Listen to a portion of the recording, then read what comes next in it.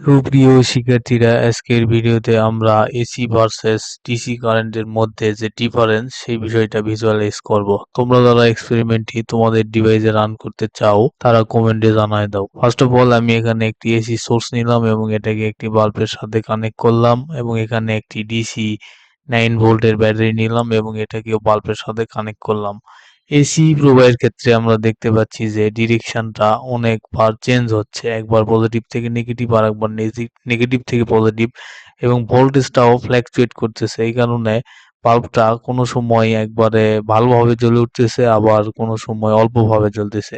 বা ডিসি এর ক্ষেত্রে আমরা দেখতেছি এটা একটি কনস্ট্যান্ট ভোল্টেজ মেনটেন করতেছে, অর্থাৎ বাল্বের আলোর ইন্টেন্সিটি কখনো বাড়ে বা কমে নাই এবং কারেন্ট সর্বদাই পজিটিভ থেকে নেগেটিভের দিকে ফ্লো হচ্ছে।